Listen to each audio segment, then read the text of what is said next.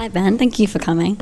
I just wanted to ask, what is your view on the fact that bans on abortion do lead to about a 21% increase in pregnancy-related deaths when you hold that your views on abortion and abortion bans are based in the fact that you have a desire to protect life and save lives because every human being is made in God's image? Because I think we're going to have a fundamental disconnect here. The entire abortion debate is centered on whether indeed an unborn child or a human life with potential is in fact that, or if it is just a ball of cells. If you believe that there is inherent value to a fetus, then I am seeking to preserve that life as well as the life of the mother.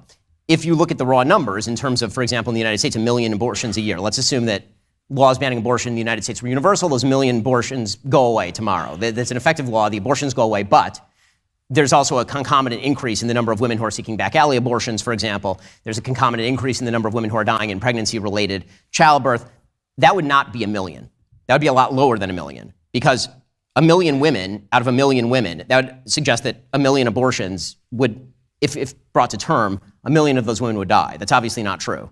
So for me, an abortion prevented is a life saved. And you have to weigh that against what you're talking about, which is the life of the mother when it comes to a pregnancy. Now, even as a fan of pro-life position, and I'm a deeply pro-life person, I still have an exception for the life of the mother. So if the life of the mother is endangered by a pregnancy, then abortion would be legal. That's true for every pro-lifer in the United States, by the way, including the most pro-life people, including me. So, I think that in order to make the argument that you're making, you would have to assume that there is no cost to abortion remaining legal in terms of lives lost. Okay, so you're doing it on a utilitarian basis.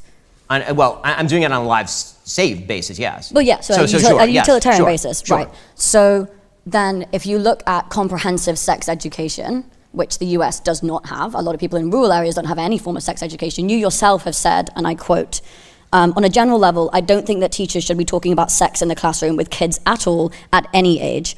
It's shown that comprehensive and correct sex education reduces rates of abortion and teen pregnancy. So then if your goal is to save lives, why do you not support comprehensive sex education? Because it seems like your goal is something else. No, because these first of all, I would like to see the studies that you're citing in support of that that study idea. is the University of Washington Okay, study. and there are plenty of other studies in the United States that suggest essentially no difference in, for example, unwed pregnancy in the United States. Can I have those studies?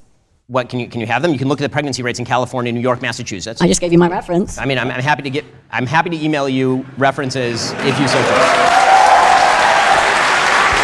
But to say, I mean, this does happen to be a topic where there is social science on both sides. I'm not saying that the study that you're citing is invalid. I'm just suggesting that there is a difference in data methods, and I'm suggesting that the single motherhood rates in the West with comprehensive sex education are miles higher than they were in, say, the 1950s when there was not comprehensive sex education.